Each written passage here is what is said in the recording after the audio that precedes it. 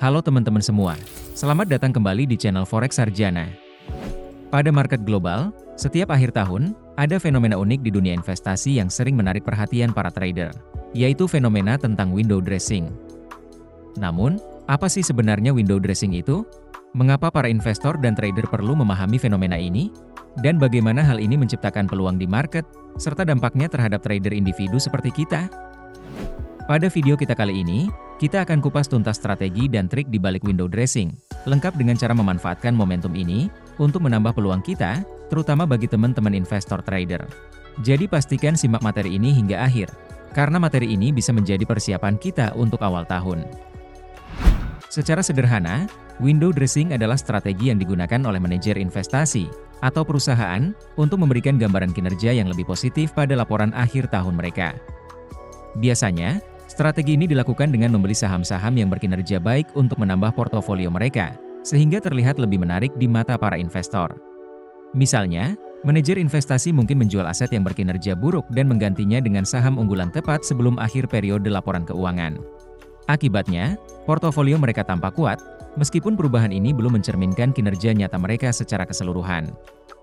Lalu, apa dampaknya bagi pasar saham dan keuangan? Salah satu tanda utama dari window dressing adalah lonjakan volume perdagangan dan volatilitas di instrumen tertentu, terutama mendekati akhir kuartal atau akhir tahun. Saham-saham dengan kapitalisasi besar atau yang sedang tren biasanya menjadi target utama. Bagi trader individu, ini bisa menjadi peluang untuk memanfaatkan pola yang muncul. Sebagai contoh, kita bisa mengamati instrumen yang harganya cenderung naik akibat pembelian besar-besaran. Namun, teman-teman perlu berhati-hati, karena setelah periode window dressing berakhir, harga saham tersebut bisa saja kembali ke level normal. Jadi, bagaimana cara kita memanfaatkan fenomena ini? Pertama, perhatikan pola volume dan harga instrumen yang tiba-tiba melonjak. Kedua, pantau saham-saham atau instrumen yang menjadi mayor atau saham yang dinilai lebih stabil dalam jangka panjang, karena biasanya mereka lebih sering menjadi target. Ketiga, tetap tenang dan lakukan riset dan analisa teknikal sebelum mengambil keputusan, dan jangan hanya terbawa FOMO pasar. Lalu, instrumen apa saja yang bisa jadi pilihan menarik saat window dressing? Instrumen pertama yang layak dilirik adalah saham dengan kategori blue chip. Singkatnya, ini adalah saham dari perusahaan besar, dan memiliki reputasi jangka panjang yang baik di industrinya. Biasanya, saham blue chip memiliki likuiditas tinggi dan sering memberikan dividen yang konsisten. Contohnya, saham Apple dan Microsoft. Saham blue chip cenderung diminati saat window dressing karena stabilitas dan kinerjanya yang positif. Jadi, jika kita melihat ada tren naik di saham-saham ini, bisa jadi itu tanda window dressing sedang berlangsung. Instrumen berikutnya yang gak kalah menarik adalah ETF atau Exchange Traded Fund. ETF adalah reksadana yang diperdagangkan di bursa efek, seperti saham. Salah satu daya tarik ETF adalah kemampuannya melacak indeks tertentu, seperti US 500 atau US 30. Pada ETF, kita seolah-olah berinvestasi di seluruh saham dalam indeks tersebut. Saat window dressing, ETF berbasis indeks biasanya juga ikut naik, dikarenakan banyak saham penyusun indeks yang dibeli dalam jumlah besar oleh investor. Perhatikan pada chart Apple Daily ini.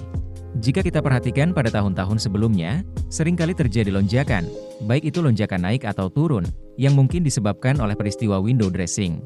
Dan ini bisa kita manfaatkan sebagai peluang untuk persiapan investasi kita menjelang awal tahun. Namun, akan ada strategi khusus yang akan saya share pada video ini, jadi pastikan tonton hingga akhir agar mendapatkan manfaat penuh dari materi ini. Setelah kita melewati fenomena window dressing pada akhir tahun, kita mungkin juga akan menemukan fenomena pada bulan Januari, yaitu fenomena unik di pasar modal yang dikenal sebagai January Effect. Apa itu January Effect? Dan mengapa para investor memberikan perhatian khusus pada fenomena ini? January Effect adalah fenomena pasar modal di mana harga saham, terutama saham berkapitalisasi kecil, cenderung naik di awal tahun, khususnya pada bulan Januari. Teori ini didasarkan pada pola historis, di mana banyak investor individu membeli kembali saham setelah menjualnya untuk pembebasan pajak di akhir tahun. Selain itu, optimisme awal tahun sering mendorong aktivitas pembelian saham yang lebih tinggi. Apa yang menyebabkan January Effect? Ada beberapa faktor utama. Pertama, banyak investor menjual saham yang merugi di akhir tahun untuk mendapatkan manfaat pajak, yang dikenal sebagai tax loss harvesting. Setelah tahun baru dimulai, mereka kembali membeli saham, dan menyebabkan kenaikan harga. Namun, penting untuk dicatat, bahwa tidak semua tahun menunjukkan January Effect. Seiring waktu, Pasar yang semakin efisien dan faktor ekonomi global dapat memengaruhi pola ini. Instrumen dengan likuiditas tinggi seperti indeks atau reksadana saham juga seringkali berpengaruh saat Januari Effect. Selanjutnya komoditas seperti emas juga sering berpengaruh. Setelah volatilitas pada bulan Desember, emas sering dianggap sebagai safe haven di awal tahun, memberikan stabilitas bagi portofolio investor. Sekarang, setelah kita memahami apa itu window dressing dan January Effect, kita tidak semerta-merta ikutan FOMO dan langsung mengambil keputusan di market. News seperti ini hanya bersifat prediksi, dan bukan kepastian arah market. Untuk itu kita tetap perlu melakukan riset serta manajemen risiko dengan baik dan terukur. Namun, di sini kita telah memiliki sedikit gambaran tentang probabilitas yang mungkin terjadi. Sekarang untuk strateginya, kita sebaiknya tetap membeli pada harga murah demand, guna memperkecil risiko dan memperbesar keuntungan. Pada bulan Januari, setelah peristiwa window dressing, kita bisa menganalisa demand yang terbentuk pada bulan Desember atau Januari. Ini dikarenakan pergerakan imbalance pada bulan tersebut, kemungkinan adalah pergerakan dari peristiwa window dressing atau January Effect. Mari kita perhatikan pada chart XAU/USD atau Gold Time Frame Daily. Pada Januari 2022, kita bisa melihat imbalance dan zona demand pada bulan Desember yang masih fresh. Jadi, jika kita ingin membeli aset ini, sebaiknya kita membeli pada zona demand. Ini dikarenakan, jika kita asal membeli pada harga di atas, kita kemungkinan mendapatkan harga yang terlalu mahal, dan stop loss kita menjadi lebar, sehingga ruang gerak untuk profit kita berkurang. Kita bisa saja memasang buy limit pada demand ini, dan cut loss pada sekitar harga ini. Untuk stop loss sebaiknya kita beri jarak, atau agar aman kita cari swing low terdekat sebagai stop loss. Teman-teman juga perlu memperhatikan spread pada broker kalian masing-masing. Ini dikarenakan pada bulan-bulan ini seringkali terjadi lonjakan volume yang tinggi. Oleh karena itu, saya pribadi lebih suka akun berkomisi seperti akun raw spread atau zero spread seperti ini, daripada transaksi kita yang terganggu oleh spread yang melebar. Sekarang perhatikan, harga memantul tepat pada zona demand bulan Desember. Sekarang Januari 2023. Kita bisa melihat dua zona demand di sini. Nah, jika terdapat lebih dari satu zona demand, kita bisa menggunakan bantuan Fibonacci untuk memilih zona.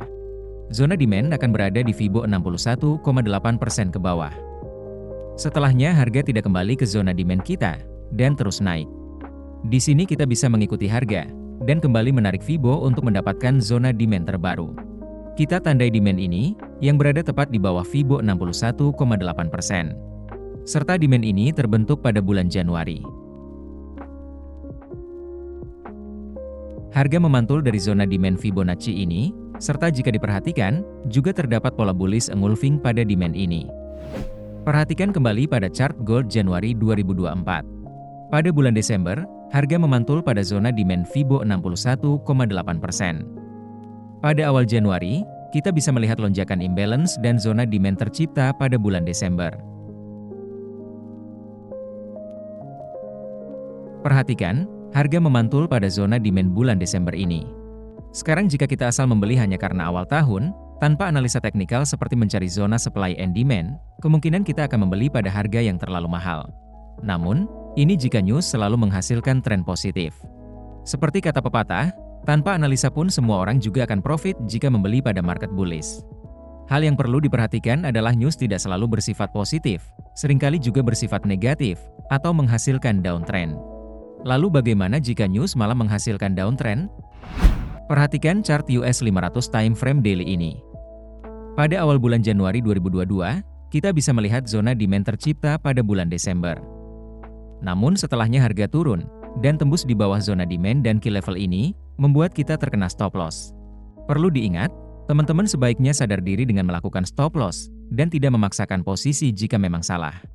Karena market tidak akan peduli dengan analisa kita, atau kehidupan kita jika kita sampai margin call, yang disebabkan sifat egois dan mengharap market akan menuruti pikiran kita. Satu hal yang bisa kita kendalikan adalah resiko. Sekarang, setelah zona dan key level ini ditembus, maka ini menandakan news menghasilkan performa negatif, atau trend bearish. Dari sini, jika teman-teman menggunakan broker seperti ini, kita juga bisa mengambil kesempatan pada trend bearish, dengan menjadi seller. Untuk itu kita bisa mencari zona supply sebagai zona harga mahal untuk menjadi seller, setelah zona demand ditembus. Perhatikan, kita bisa melihat zona supply drop base drop yang tercipta di bulan Januari. Atau jika teman-teman ingin lebih mudah, kita juga bisa tarik Fibo dari atas ke bawah. Harga mahal untuk menjual akan berada di atas Fibo 61,8%.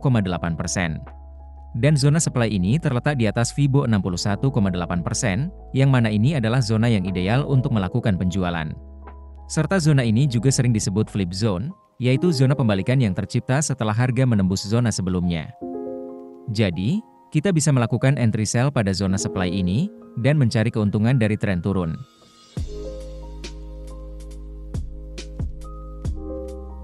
Perhatikan, harga naik, dan memantul turun dari zona supply ini. Sekarang adalah Januari 2023. Nah, dalam kasus ini, jika diperhatikan, harga sebenarnya sekarang berada pada zona demand sebelumnya. Dari sini kita bisa saja langsung entry buy, dengan alasan harga telah berada pada harga demand, atau mencari konfirmasi tambahan berupa pola seperti engulfing dan sebagainya. Ingat untuk selalu rendah hati, dan tepatkan stop loss sekitar swing low, atau key level di bawah zona demand.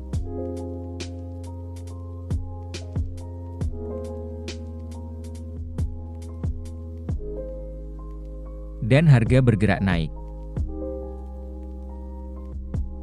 Namun, jika teman-teman memilih menunggu dan entry pada zona demand atau Fibo yang tercipta pada bulan Januari, juga tidak masalah, karena kita akan entry pada harga ini. Dan meletakkan stop loss pada swing low sebelumnya. Namun, bagaimana jika seperti ini, di mana harga tidak kembali ataupun tembus dari zona demand setelah window dressing atau January effect? Dalam kondisi ini, kita tidak perlu repot-repot meresikokan uang kita untuk entry, atau teman-teman bisa cek pair lain. Mari saya contohkan kasus downtrend sekali lagi. Ini adalah saham Apple Time Frame Daily.